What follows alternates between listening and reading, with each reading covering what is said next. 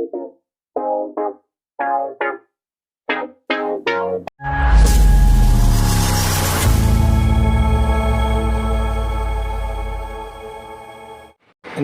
ये अपने सामने है पी सीरीज़ का 6.0 स्टूडियो मास्टर कंपनी का प्रोफेशनल क्लास एच एम्पलीफायर है 3 स्टेप में। तो आज दोस्तों इसके बारे में अपन करते हैं बात। वैसे मैंने जो इसका मॉड्यूल होता है उसके बारे में तो पहले वीडियो आपको दे ही रखी है, यूट्यूब पे है, अगर आप देखना चाहो तो वो देख लेना। और बाकी हम आज इसका लोड भी चेक करेंगे। और आगे तो देखो कोई ज़्यादा नहीं है इसमें, अंदर फंक्शन कुछ देखोगे तो थोड़ा इसके बैक पैनल के ऊपर अपन नज़र डालेंगे। और दूसरा आपको बताएंगे कि कंपनी के अकॉर्डिंग ये 8 ओम पे, 4 ओम पे और 2 ओम पे इसका कितना क्या जो लोड होता है उसके अकॉर्डिंग। और दूसरा दोस्तों मैं आपको बता देता हूँ कि जो एम्पलीफायरों का जो लोड की बात करते हैं हम, जो कंपनियां लोड चेक करती है उसके अंदर कुछ एक विशेष चीज़ों का ध्यान रखा जाता है। कंपनी कभी भी करती है तो वो ओवर सिग्नल पे नहीं करती। एम्पलीफायर के साथ में जो एक एम्पलीफायर का स्पेसिफिकेशन की जो बुक आती है उसके अंदर भी अगर आप देखोगे तो वहाँ पे एक शब्द लिखा होता है THD, टोटल हार्मोनिक डिटॉर्शन। वो दोस्तों मात्र 1% तक जाए, यानी कि जो हम इनपुट सिग्नल देते हैं उसके अंदर किसी तरह का हार्मोनिक डिटॉर्शन है वो 1% से ज़्यादा नहीं होना चाहिए। और जब हम इसको चलाते हैं अगर हम ज़्यादा वॉल्यूम खोलेंगे तो बताए गए लोड से हमारा जो आउटपुट है और ज़्यादा भी जाता है। और दूसरा जितना हम इसको इनपुट वोल्टेज देंगे उसी के अकॉर्डिंग आगे जो हमारा आउटपुट है वो डिपेंड करता है। तो काफ़ी सारी ये चीज़ें होती है। ओम्स की जो मैचिंग की अगर हम बात करें तो ओम्स क्या चीज़ है इसके बारे में भी दोस्तों जानना पहले ज़रूरी होता है। ओम्स का जो संबंध होता है वोल्ट और करंट के साथ में किस तरह से होता है, अलग अलग टाइप में होता है, वो ज़रूरी होता है पहले जानना। करंट के बारे में जानोगे तब उसका जो स्वभाव है डिपेंड होता है, जो करंट है हमारा ओम्स पे भी, और डिपेंड होता है जो हमारा करंट है वो वोल्ट पे भी। तो इन तीनों का आपस में संबंध होता है। जब आप इनके बारे में जान पाओगे तभी आपको पता चलेगा कि ओम्स का आखिर क्या फंडामेंटल है। तो ज़्यादा बात ना करते हुए चलो आते अपन मुद्दे की बात पे। तो दोस्तों बैक पैनल पे एक बार नज़र डाल लीजिए आप, है ना। सेंसिटिविटी का स्विच जो होता है कैसे कैसे काम करता है इसके ऊपर भी मैंने अपने चैनल के ऊपर एक वीडियो मिलेगी। अगर आपको उसके बारे में कुछ समझ पाओ तो आप देख लेना, है ना। बाकी तो देखो दोस्तों जिसको जितना नॉलेज है वो उसी के अकॉर्डिंग ही इन चीज़ों को समझता है। कई लोग ऐसे भी होते हैं वो हमारी वीडियो देख के हम में ही कमियां निकालने लग जाते हैं। किसी को सही लगे तो ठीक है, क्योंकि हर बंदे की किसी चीज़ को समझने की जो है एबिलिटी वो अलग अलग है जी। कोई कैसे समझता है किसी चीज़ को, कोई कैसे समझता है ना। लेफ़्ट ग्राउंड जो है इसको हम आप ग्राउंड पे रख सकते हो, क्योंकि ये जो ऑप्शन दिया होता है यहाँ पे जो हम इनपुट देते हैं वो हमारी बैलेंस्ड इनपुट है या अनबैलेंस्ड इनपुट है, उनके अकॉर्डिंग ये जो ग्राउंड का और ये लिफ्ट का जो स्विच दिया जाता है उसके अकॉर्डिंग इसका यूज़ होता है। मोनो स्टीरियो और ब्रिज, इसके ऊपर आपको पता ही है, मोनो स्टीरियो ब्रिज के ऊपर दोस्तों अगर आप कभी भी चलाते हो तो उसका मतलब ये नहीं है कि अगर हमने यहाँ से तो ब्रिज मोड पे कर दिया और जो आपके स्पीकर के कनेक्शन है वो सेम वैसे ही वैसी है जैसे आपने पहले कर रखी है। ऐसा नहीं, इन चीज़ों के बारे में सारी यहाँ अगर आप देखोगे ना तो सब चीज़ों की डिटेल्स दी होती है। हमने पहले इसमें से जानना ज़रूरी होता है कि अगर हम ब्रिज मोड पे एम्पलीफायर को चला रहे हैं तो यहाँ जो पीछे हमें एक देखो संवैधानिक जानकारी दी होती है इसके बारे में, ये क्या चीज़ है इसको पढ़ना ज़रूरी होता है। यहाँ पे जब अगर आप ब्रिज मोड पे करोगे तो यहाँ पे देखो लिखा हुआ है यहाँ पे bridge mode channel 1 only. Speaker जो सिर्फ जो हमारा चैनल 1 है उसी के ऊपर ही कनेक्ट होएंगे, इसके ऊपर नहीं होएंगे। और जो स्पीकर है उसके कनेक्शन कैसे होंगे, +2 और -2 के ऊपर। स्पीकर की जो प्लस की वायर है जिसको आप कलर के अकॉर्डिंग समझते हो तो हम कह देते कि रेड वायर, तो वो हमारी किस पे लगेगी, स्पीकर के अंदर जो +2 का है उसके ऊपर, और माइनस वाली कहाँ लगेगी, जो स्पीकर के अंदर -2 है उसके अंदर। ऐसा नहीं है कि जो हमारे कनेक्शन है वो स्टीरियो पे जब हम चलाते हैं उसी तरह से है, और हमने इस बैंड को ब्रिज में कर दिया, स्पीकर हमारे उसी तरह से लगे हुए हैं और हम एम्पलीफायर को चला रहे हैं। इस तरीके से ब्रिज मोड पे नहीं चलता, उससे आपका नुकसान होएगा कि उसी की वजह से जो लोग इस तरह से चलाते हैं उनमें क्या होता है कि जो आपका चैनल नंबर 1 होता है वो आपका ख़राब हो जाता है।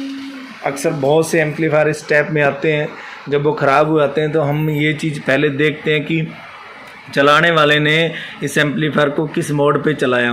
तो जिन एम्पलीफायरों में 1 नंबर चैनल लगभग ख़राब होता है तो उनमें हमें ये इशू ही मिलता है कि एम्पलीफायर को इन्होंने ब्रिज मोड पे चलाया है और स्पीकर है जो उन्होंने वहीं इस टाइप से उसके कनेक्शन थे +1 और -1 में, और दोनों तरफ स्पीकर लगा के उन्होंने बजाया और ये काम हो गया। लिमिटर दोस्तों जो स्विच होता है, लिमिटर को आप ऑन रखना चाहिए कि ये जो भी हमारा गेन को लिमिट करने के लिए होता है, क्योंकि चलाने वाले लोग हैं वो मिक्सर में से कितनी की गेन खोलते हैं कितनी की नहीं। कई बार जो एम्पलीफायर का आगे से वॉल्यूम टोन है वो हाफ से भी कम खोल के रखते हैं, और मिक्सर से जो गेन है वो बहुत ज़्यादा बढ़ा के रखते हैं। तो उसका मतलब जो आपका इनपुट सिग्नल है वो बहुत बड़े लेवल तक होता है, अपना डिटोर्शन भरा हुआ, उसके अंदर जो टोटल हार्मोनिक डिटोर्शन है वो बहुत ज़्यादा होता है, जिसके कारण जो आपका एम्पलीफायर है वो एक अच्छी परफॉर्मेंस नहीं दे पाता। ड्राइवर जो सेक्शन है उसी के ऊपर ज़्यादा लोड पड़ता है। तो इसके लिए ये अगर आप लिमिटर को जितना आप ऑन रखोगे तो आपका जो इसमें इनपुट दी जाती है उसके ऊपर उतना ही हमारा वो लिमिट में रहेगी। अगर आपका एक्स्ट्रा जो भी कोई गेन आती है या आपका जो एम्पलीट्यूड है वो अधिक ज़्यादा बड़े लेवल पे जाता है तो वो दोस्तों ये क्या करता है, उसको ग्राउंड कर देता है और बिल्कुल लिमिट में ही रहने देता है। हाई फ्रिक्वेंसी प्रोटेक्शन भी हमें ऑन रखना चाहिए। कभी भी अगर दोस्तों एम्पलीफायर के अंदर या हमारे मिक्सर के अंदर किसी तरह का, क्योंकि आजकल मोबाइल के द्वारा और सिग्नल वगैरह बहुत ज़्यादा होते हैं, या किसी सॉन्ग के अंदर भी हमारी जो फ्रिक्वेंसी है अगर वो 20 किलोहर्ट्ज़ से ऊपर चली जाएगी तो जो हम, क्योंकि ऑडियो लाइन की जो फ्रिक्वेंसी है 20 किलोहर्ट्ज़, उससे ऊपर की फ्रिक्वेंसी अगर आ जाती है तो ये उसके प्रोटेक्शन के लिए उस फ्रिक्वेंसी को ये ग्राउंड कर देता है। वो 20 किलोहर्ट्ज़ से ऊपर की जो फ्रिक्वेंसी है वो हमारे एम्पलीफायर के सेक्शन को आके डिस्टर्ब नहीं करती।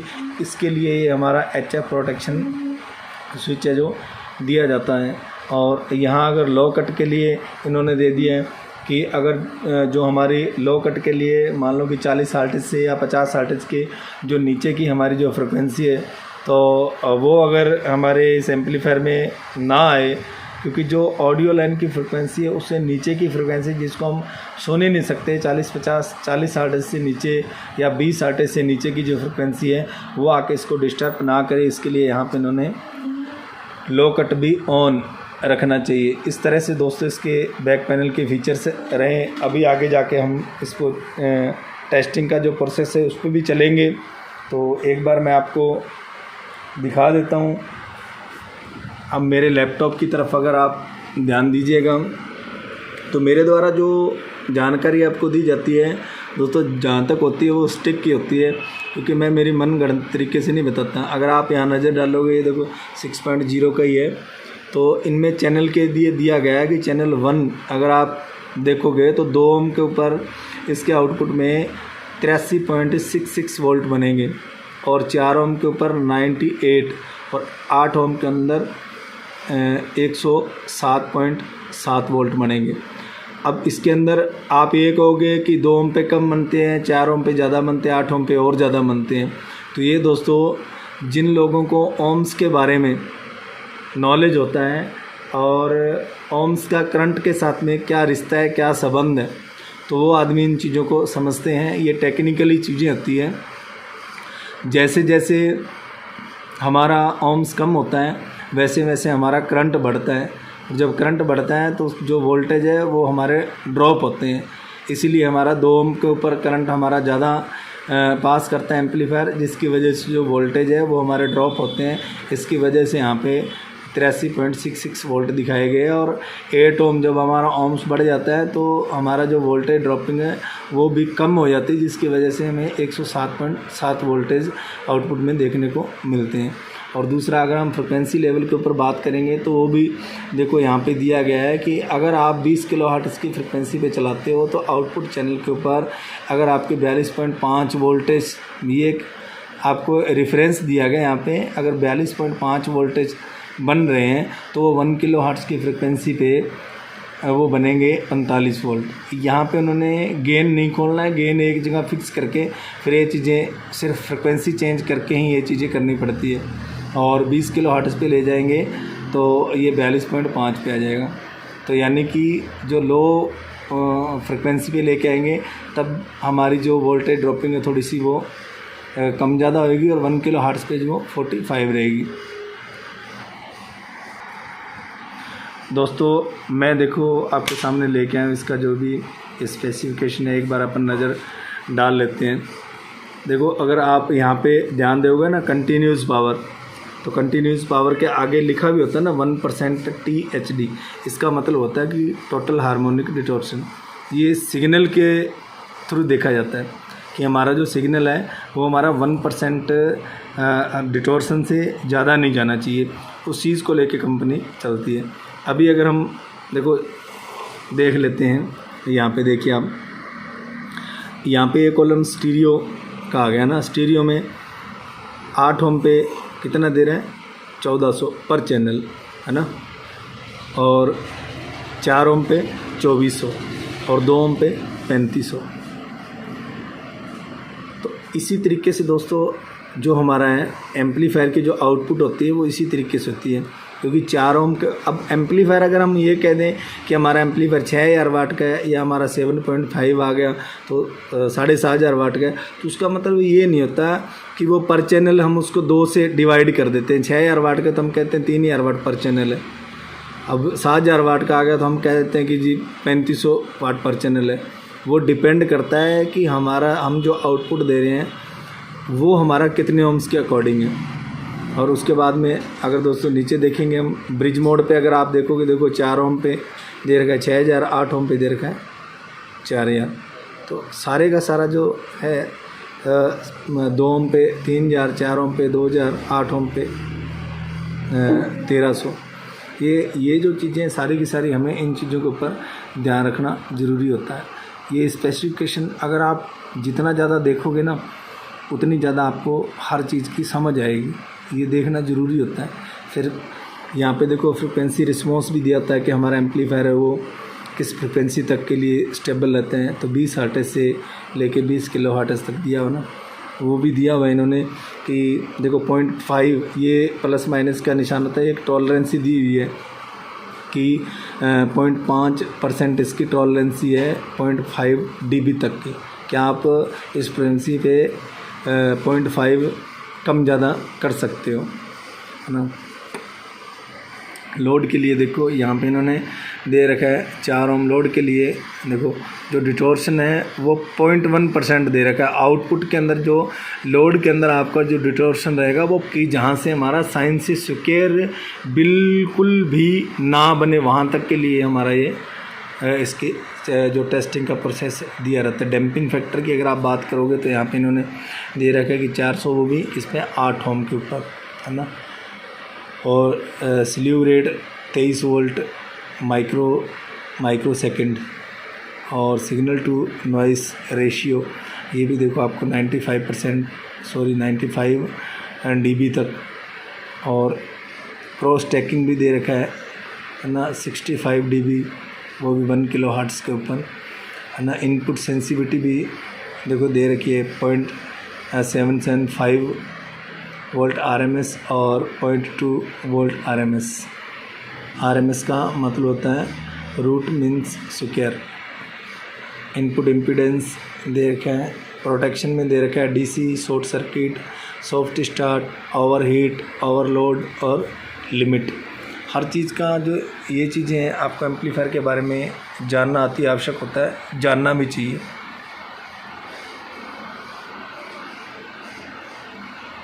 चलो अपन वापस एम्पलीफायर की तरफ आते हैं और इसका फिर लोड टेस्टिंग करेंगे। दोस्तों एम्पलीफायर को सप्लाई से जोड़ दिए है, मैं इसको ऑन कर देता हूँ।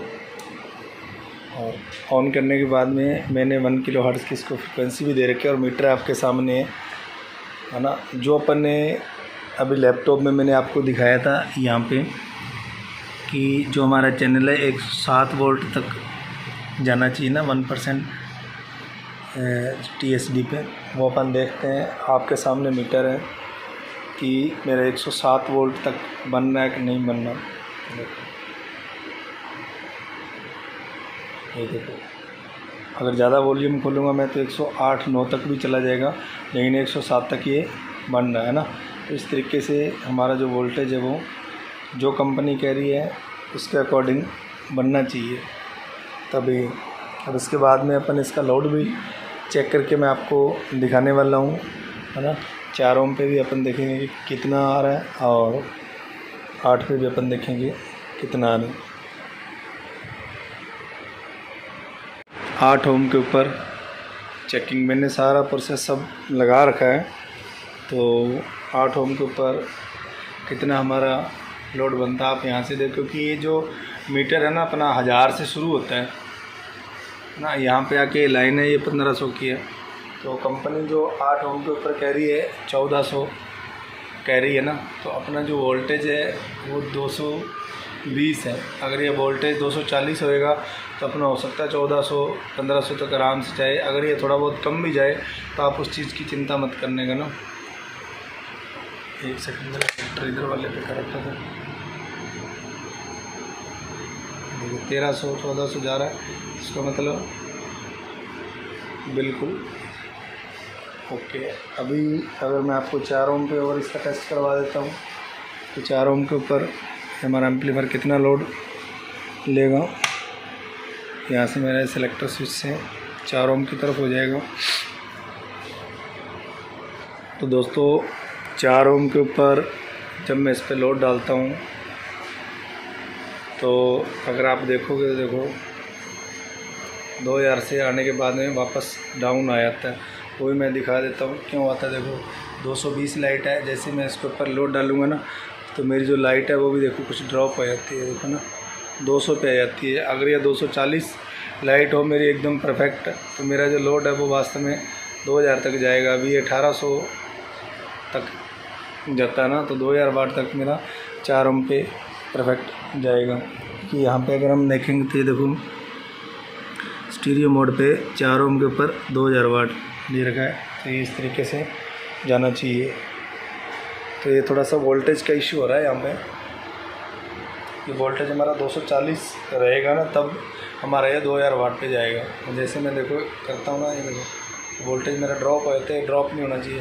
जब हमारा इनपुट वोल्टेज ड्रॉप हो जाएगा तो जिससे ये हमारा जो आउटपुट है वो भी, अभी क्योंकि गर्मियों का टाइम है, दुकानों पे एसी फैन पंखे वगैरह बहुत ज़्यादा चलते तो वोल्टेज का थोड़ा रहता है।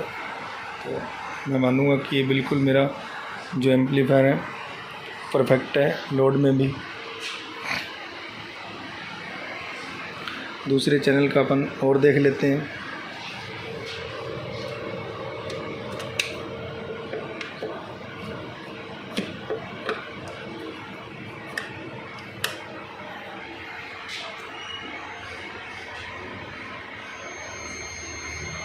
सेम है दूसरे चैनल में भी मेरा। दोस्तों ये जो लोड हम फंक्शन जनरेटर से सिग्नल लेके और जो ये लेते हैं ये हमारा एकदम मतलब यूँ मान के रखें तो एकदम स्टेबल लोड होता है, इसके अंदर रनिंग नहीं होती। और जो हम ऑडियो दे के देखते हैं उसके अंदर रनिंग से चलता है, तो उसके अंदर एम्पलीफायर को तकलीफ़ कम होती है। और ये एकदम जो खड़ा लोड है उसने वहीं पे लोड के ऊपर एकदम स्टेबल टिक के रहना है ना। तो जो ऑडियो का जो हम सिग्नल देते हैं उसके ऊपर क्या रनिंग चलती रहती है, तो जो ट्रांजिस्टर है उनको हमारा स्विचिंग करने का जो है टाइम है वो चलता रहा। तो इसके अंदर जो है गैप है ना वो एक जैसी फ्रिक्वेंसी मिलती है, गैप नहीं मिलता। तो अगर दोस्तों वीडियो अच्छी लगे तो कहने की ज़रूरत नहीं पड़नी चाहिए, लाइक करना और चैनल को सब्सक्राइब करना मत भूलिएगा। मिलते हैं किसी और वीडियो में। धन्यवाद।